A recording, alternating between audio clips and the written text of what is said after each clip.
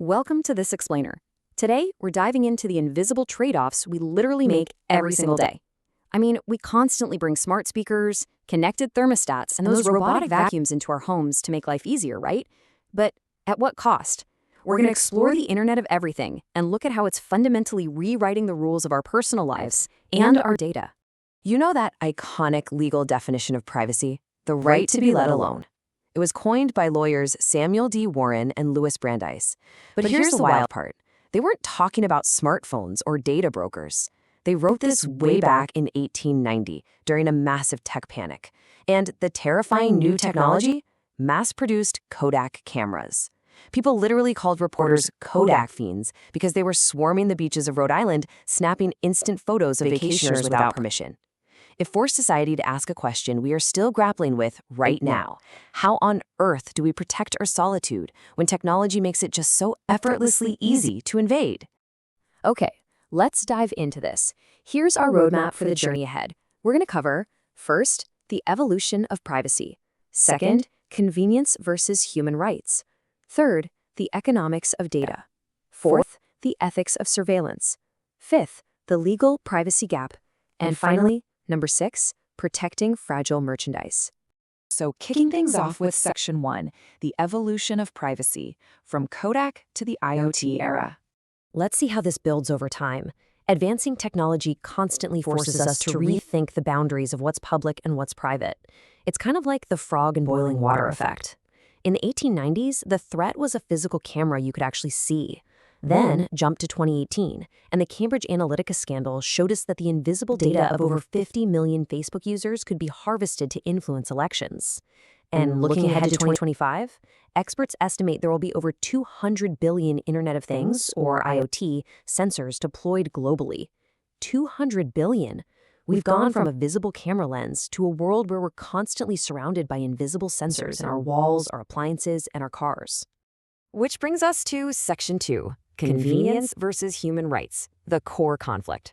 This is the modern dilemma we're all navigating every single day. We absolutely love the incredible convenience of personalized search results, curated social media feeds, and smart speakers that play our favorite music on command. But to get all that, we're slowly trading away pieces of our fundamental human rights. Vint Cerf, who is widely recognized as one of the fathers of the internet, provocatively stated, privacy may actually be an anomaly. Just think about how far we've drifted to reach a point where a core architect of the web suggests privacy itself is unusual.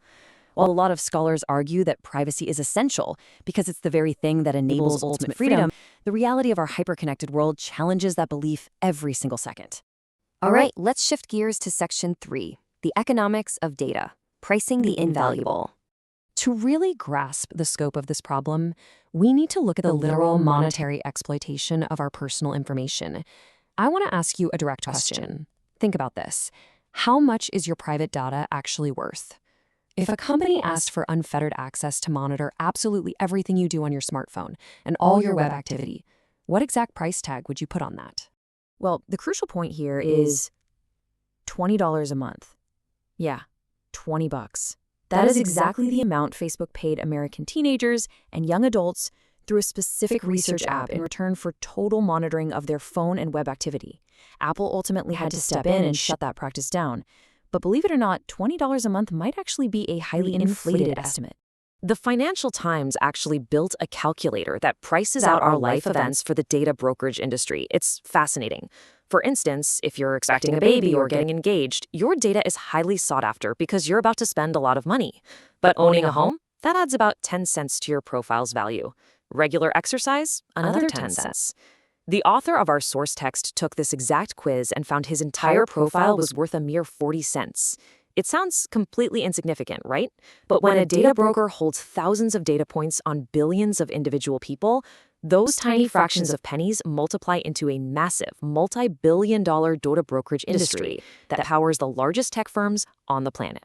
Moving on to Section 4, the ethics of surveillance, a modern Trojan horse. Let's ground all these abstract legal and economic concepts into a highly specific, very relatable scenario. Consider this ethical question. Is a digital companion for your grandparent a good thing? On the surface, it sounds like an easy yes, of course it is. But the Internet of Things makes it incredibly complicated. This brilliantly illustrates the real-world trade-off. Hasbro makes a $99 Joy-for-All companion pet cat. It's a robotic pet that provides seniors with well-documented benefits. We're talking better fitness, lower stress, and an overall happiness.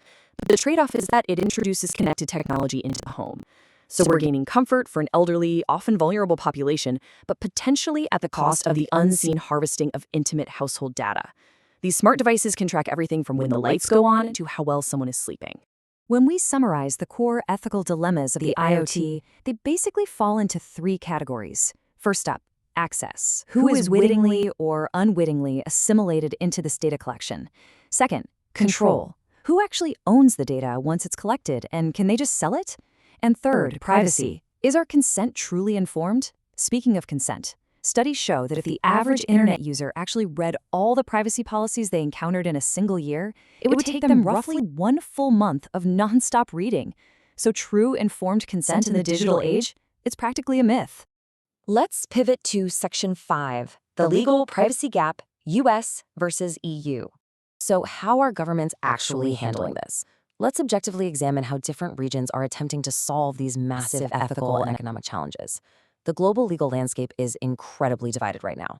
In the United States, the current legal regime generally maximizes freedom of expression and allows companies a relatively free hand to collect data, which results in highly fragmented state-by-state protections. By contrast, the European Union operates under the GDPR, a strict, comprehensive omnibus law.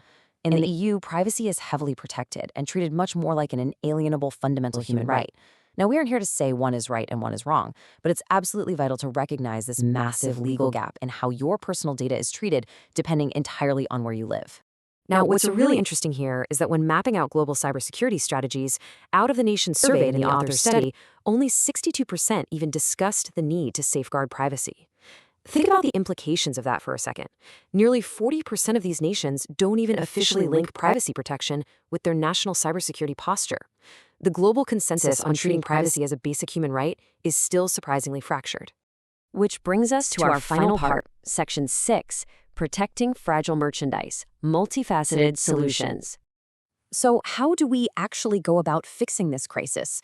Well, Richard Stolley, the founding managing editor of People magazine, famously described privacy as fragile merchandise. It is such a striking metaphor. Once our private data is broken, breached, or sold, it's out there in the wild. It cannot easily be mended, retrieved, or just put back in the box. Protecting it requires a deeply coordinated, robust effort.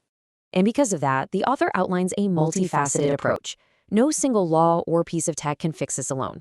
Step 1 is legal. We could establish clear data property rights, putting ownership back in the hands of the users and actually requiring explicit opt-in consent. Step 2 is corporate. Companies need to stop viewing cybersecurity merely as an operational cost. They need to treat it as a competitive advantage and a core part of corporate social responsibility, similar to how forward-thinking companies like Eli Lilly approach it. And step 3 is global. We need updated, shared international standards, like modernizing the OECD privacy guidelines, to create a unified global consensus that balances innovation with human rights. To wrap up this explainer, I want to leave you with a really powerful thought from Benjamin Franklin. They who can give up essential liberty to obtain a little temporary safety deserve neither liberty nor safety. In the context of the Internet of Everything, we have to continually ask ourselves, what essential liberties are we giving up for a little temporary digital safety, or even just a little temporary convenience? Look around your living room today and evaluate the invisible choices you're making with every smart device you plug in. What will you trade for convenience? Thanks so much for joining me on this explainer, and keep questioning the world around you.